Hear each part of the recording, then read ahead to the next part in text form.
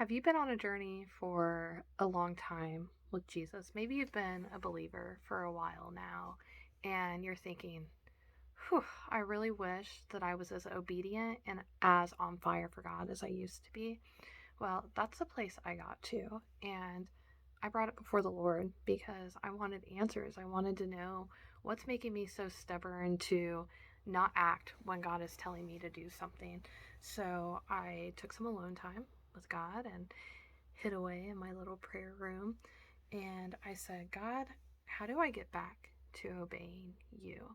And I instantly had a vision. That's how God talks to me. If you don't have spiritual visions, it does not mean you don't hear from God. He knows exactly how to speak to you. But for me, I'm very visual, and that is how God speaks to me. And it's biblical. It's right here in my covered, painted Bible. Right here, it talks about spiritual visions being a gift from God. So it is biblical. I'm not some crazy person. But again, if you don't have spiritual visions, there is nothing wrong with you and you can still hear from God. So when I asked God, how do I get back to obeying you? I had a vision of a horse and a buggy driving through the desert. And I was like, huh, like that's your answer, But then it switched and I was able to get a clearer visual of what I was seeing. And it wasn't a horse and buggy, it was a donkey and a buggy.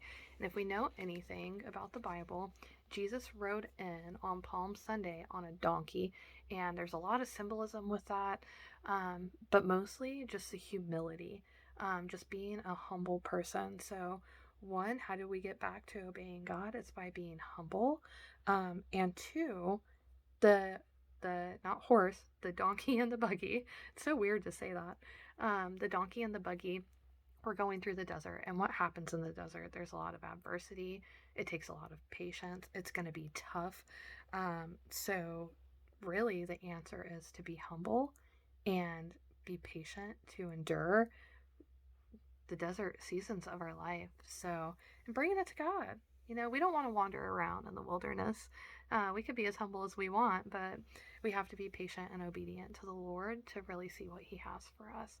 So I hope this helps you today if you found yourself in kind of a funk or a weird place and want to get back to obeying God. And that's what He showed me. Maybe He has something more to show you about how to get back in alignment with Him because we move, He doesn't. Thanks.